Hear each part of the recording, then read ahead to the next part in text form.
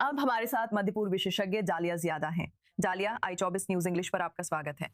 मैं कहूंगी कि अरब सरकारों ने पहले भी ईरान की निंदा की है, लेकिन फहमी साफ तौर पर कह रहे हैं कि एक पर हमला सब पर हमला है। क्या ये सामूहिक अरब सुरक्षा की दिशा में असली बदलाव है? क्या ये अभी भी मुख्यतः राजनीतिक भाषा है? आपकी राय क्या है? बहुत बहुत धन्यवाद निकोल, मुझे बुलाने के लिए। असल में सामूहिक अरब सुरक्षा जैसी कोई चीज है ही नहीं। यह एक अच्छी कूटनीतिक भाषा है जो अरब लोग अरब लीग के महासचिव से सुनना पसंद करते हैं, जो असल में एक बदलाव है। ये जो अहमद अबुल गैद से नबील फहमी तक हुआ, वो जानबूझकर किया गया था, सऊदी अरब और अन्य खाड़ी देशों जैसे देशों के दबाव में। मिस्र ईरान द्वारा अरब देशों पर किए गए पिछले हमलों का उचित जवाब देने में असफल रहा था, और उस समय ईरान के खिलाफ अरब लीग की तरफ से जो बहुत ही हल्का जवाब आया था। लेकिन हमें ये भी याद रखना चाहिए कि नबील फहमी का बैकग्राउंड क्या है। मैं अमर मूसा वाली ही विचारधारा से आते हैं, जो मशहूर डिप्लोमेट थे और अपनी इजराइल से नफरत के लिए बहुत जाने जाते थे, इसलिए उन्हें अरबों में खूब सराहा गया था। और मिस्र की कूटनीति में इस विचारधारा की बुनियाद ये है कि हम हमेशा अरब एकता, एकीकृत अरब सेना, राष्ट्रीय अरब सुरक्षा जैसी चीजों को बढ़ावा देंगे या पेश करेंगे, जो असल में मौजूद नहीं है।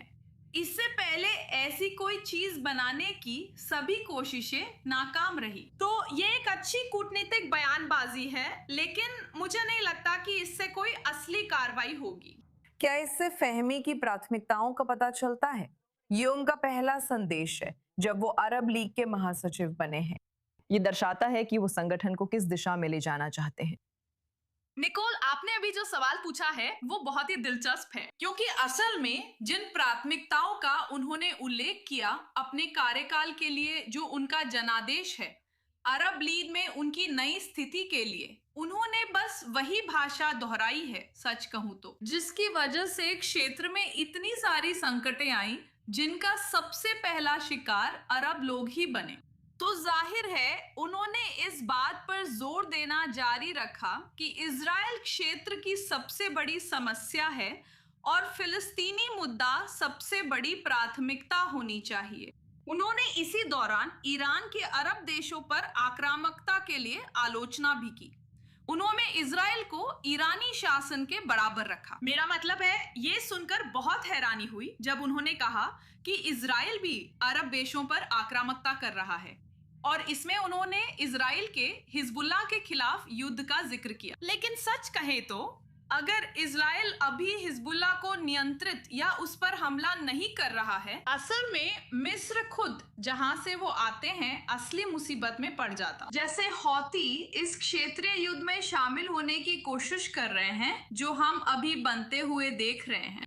तो जाहिर है वो फिर से उसी बयानबाजी पर लौटे, इजराइल के बारे में बुरी बातें कहीं, ईरान के बारे में बुरी बातें कहीं, और इस अरब राष्ट्रवादी भाषा का इस्तेमाल किया, जिसका असल में व्यवहार में कोई मतलब नहीं था। आपने इजराइल की निंदा का जिक्र किया।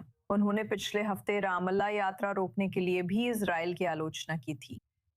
उस फैसले का क्या असर पड़ा, और रामी इसे अरब लीग के सामने फिलिस्तीनी मुद्दे की लड़ाई से जोड़कर कैसे पेश करने की कोशिश कर रहे हैं?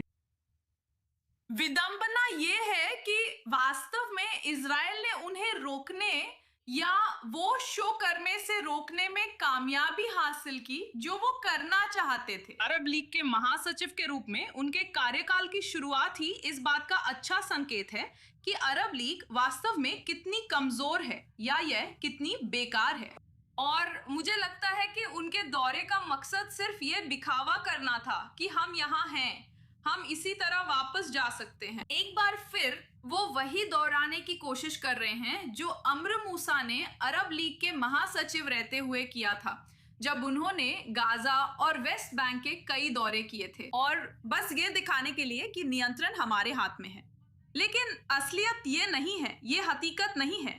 और मुझे लगता है कि अरब लीग के सदस्य भी ये जानते हैं। उनमें सबसे ऊपर सऊदी अरब है, जिसने कुछ समय से, काफी समय से अरब लीग को फंड देना बंद कर दिया है, और अब वो पाकिस्तान, तुर्की के साथ विकल्प तलाश रहा है ताकि अपने लिए और खाड़ी के लिए एक सुरक्षा कवच बना सके। क्योंकि उन्हें अरब लीग पर से भरोसा उठ गया है। डालिया ज़ियादा, i24 न्यूज़ इंग्लिश पर आपका हमारे साथ होना हमेशा अच्छा लगता है। धन्यवाद।